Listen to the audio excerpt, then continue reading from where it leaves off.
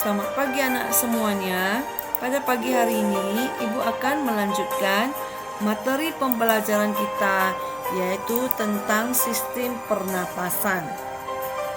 Semoga kalian semuanya dalam keadaan sehat dan semangat untuk belajar.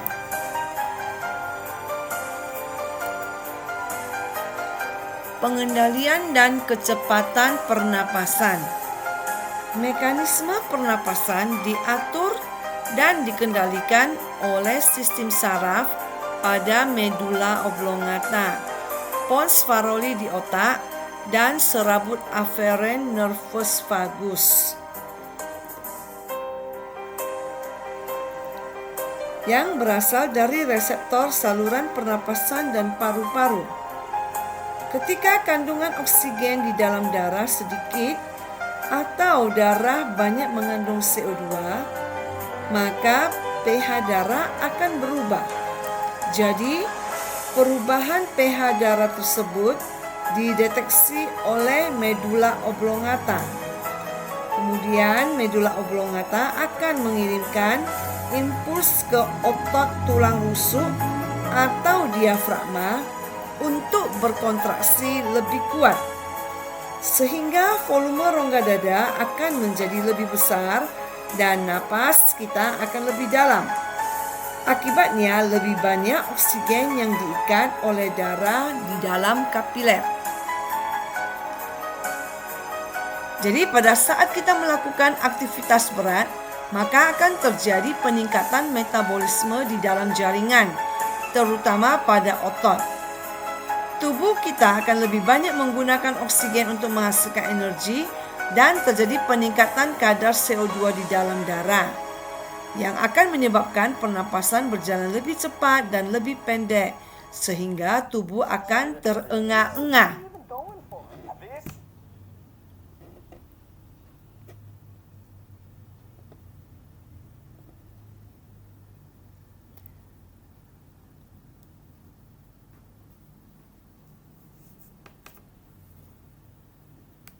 Kecepatan frekuensi pernapasan itu dipengaruhi oleh beberapa faktor. Antara lain, yang pertama adalah jenis kelamin. 2. Umur.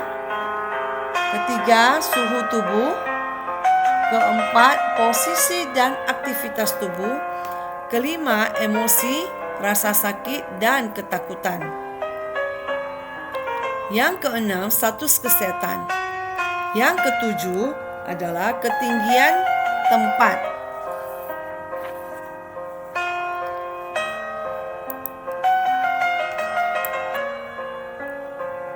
Transport dan pertukaran gas. Pertukaran oksigen dan karbon dioksida. Komposisi udara di atmosfer pada saat tekanan 760 mm air raksa di hari yang hangat terdiri atas nitrogen 78%, oksigen 21%, argon 0,93%, karbon dioksida 0,038%, serta uap air dan gas lainnya. Yang kedua, transport oksigen. Sekitar 97% oksigen dalam darah akan terikat oleh hemoglobin, eritrosit, sedangkan sisanya 3% akan larut di dalam plasma.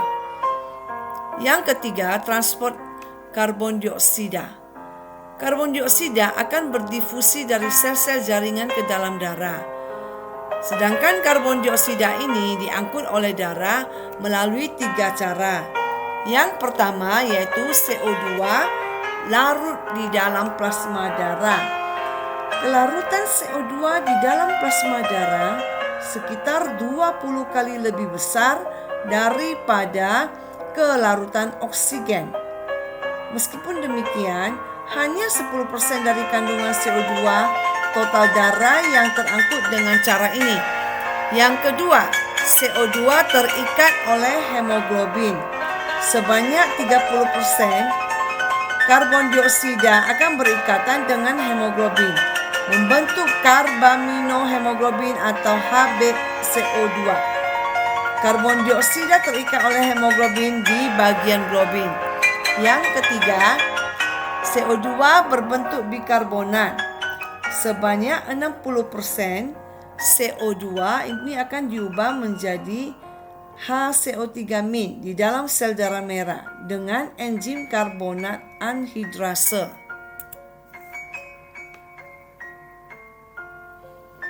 Volume dan kapasitas paru-paru. Volume dan kapasitas paru-paru pada setiap orang berbeda-beda, bergantung pada beberapa faktor.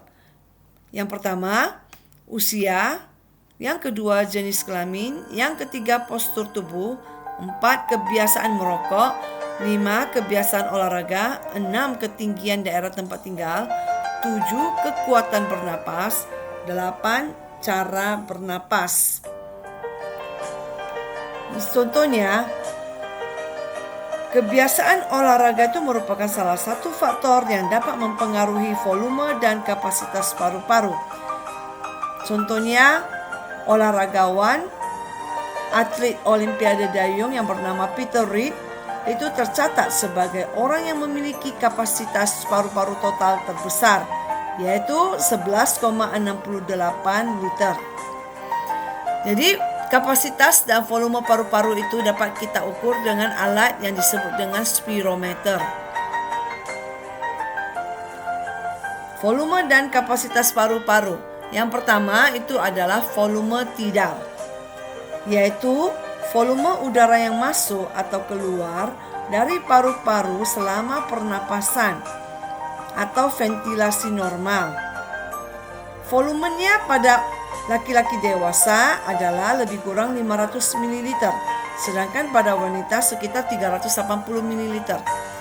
Yang kedua, volume cadangan inspirasi atau biasa disingkat dengan VCI, yaitu volume udara ekstra yang masuk ke dalam paru-paru dengan inspirasi maksimum di atas inspirasi tidal. Biasanya volume cadangan inspirasi pada laki-laki dewasa itu berkisar 3.100 ml, sedangkan pada wanita lebih kecil, yaitu 1.900 ml. Yang ketiga, volume cadangan ekspirasi atau VCE, yaitu volume udara ekstra yang dapat dikeluarkan dengan kuat pada akhir ekspirasi tidal. Pada dewasa laki-laki itu sekitar 1.200 ml, sedangkan pada wanita sekitar 800 ml. Yang keempat, volume residu, yaitu volume udara sisa dalam paru-paru setelah melakukan ekspirasi kuat, di mana volume ini sangat penting untuk kelangsungan aerasi di dalam darah pada saat jeda pernapasan.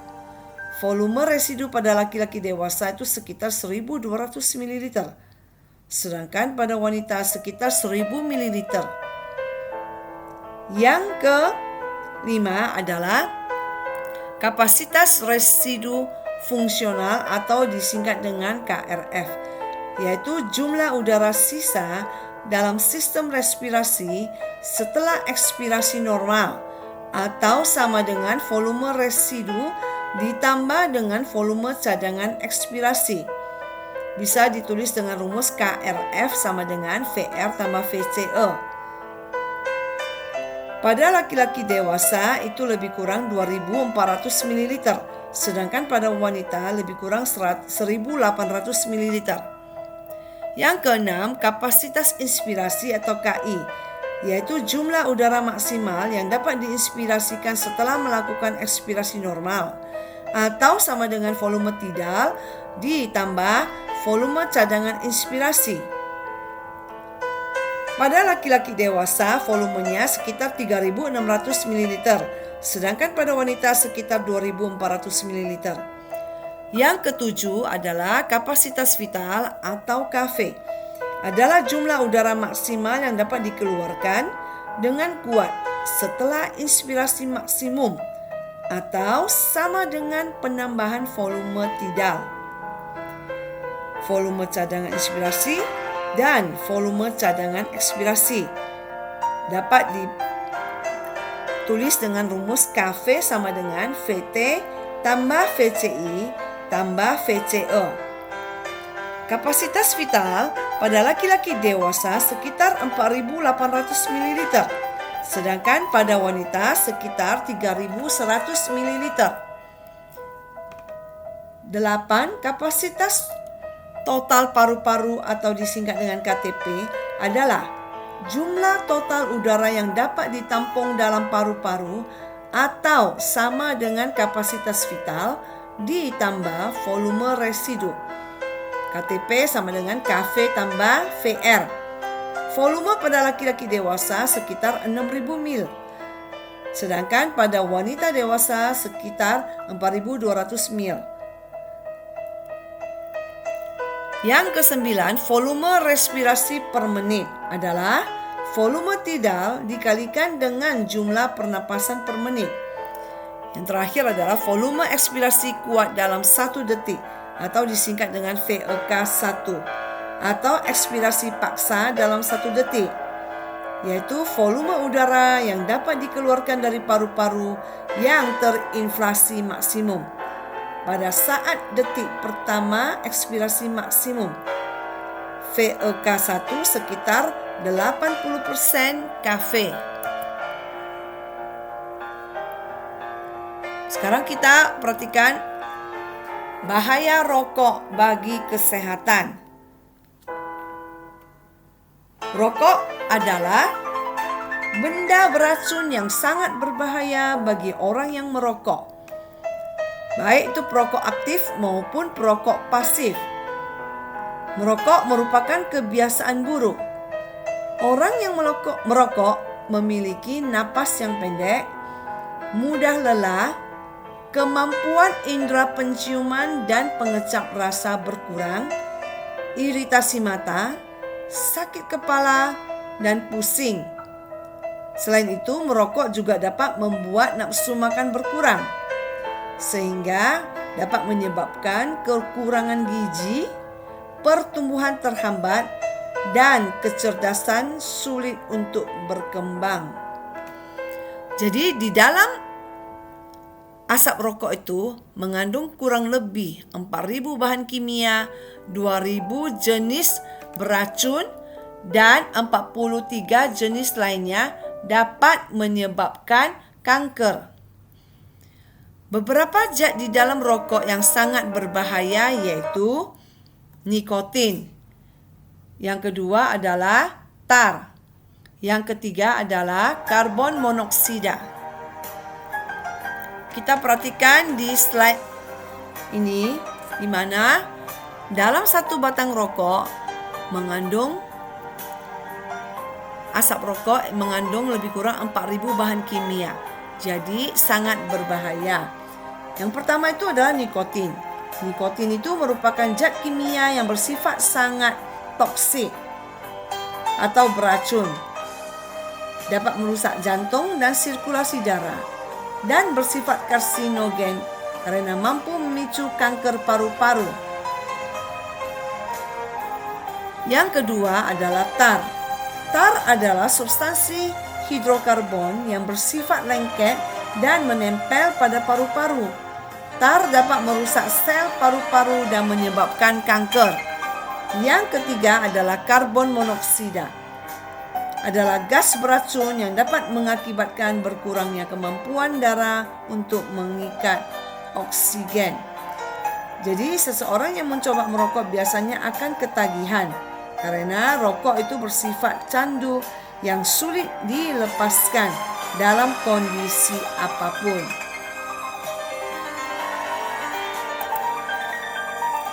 Nah, sekarang kita lihat bagaimana pengaruh pencemaran udara terhadap sistem pernapasan.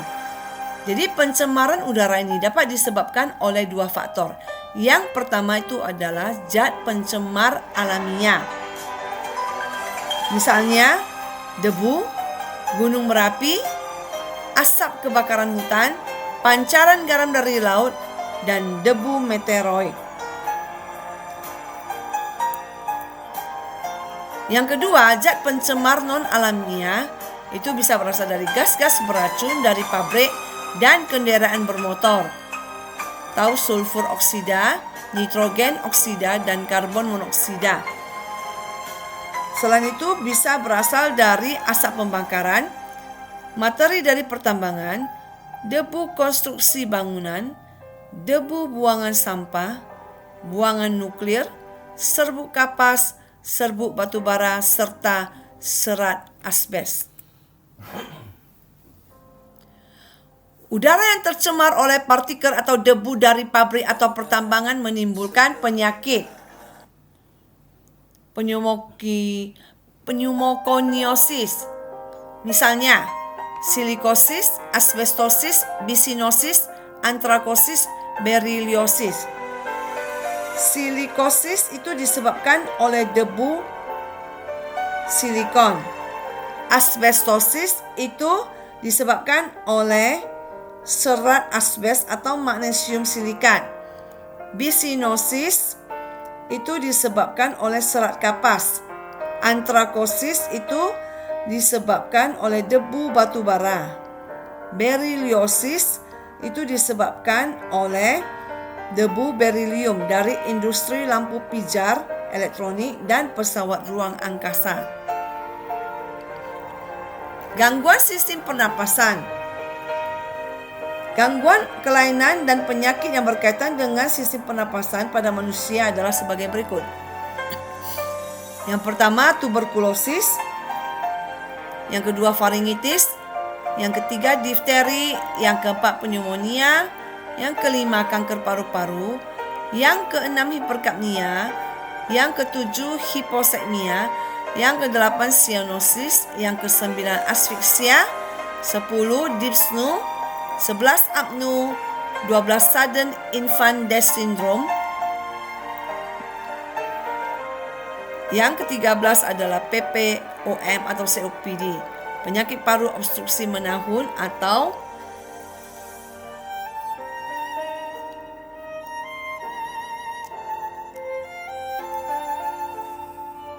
penyakit paru obstruksi menahun.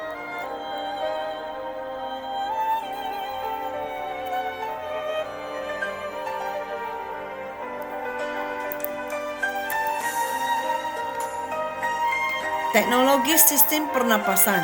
Teknologi yang berkaitan dengan sistem pernapasan pada manusia telah banyak dikembangkan, antara lain tracheostomi, yaitu pembuatan lubang pada dinding anteriotrakea untuk mempertahankan jalan napas agar udara dapat masuk ke dalam paru-paru melewati jalan napas bagian atas. Tracheostomi biasanya dilakukan pada penderita difteri akut. Yang kedua, pulmotor adalah alat yang digunakan untuk melakukan pernapasan buatan. Pulmotor biasanya digunakan pada orang-orang yang mengalami gangguan pernapasan karena tenggelam dan shock karena serangan listrik. Yang ketiga adalah terapi oksigen.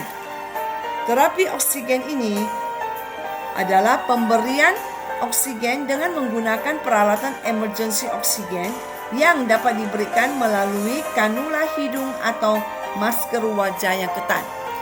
Yang keempat adalah terapi oksigen hiperbari atau HBOT, hiperbari oksigen terapi, yaitu proses pemberian oksigen 100% kepada pasien di dalam ruangan hiperbari yang bertekanan lebih tinggi dari udara atmosfer normal, yaitu 760 mm Rsa. Terapi oksigen hiperbarik dilakukan untuk membantu proses penyembuhan luka ataupun proses anti penuaan peremajaan jaringan tubuh. Demikianlah presentasi pembelajaran pada pagi hari ini. Semoga tetap dalam keadaan sehat selalu. Sampai jumpa di pembelajaran berikutnya.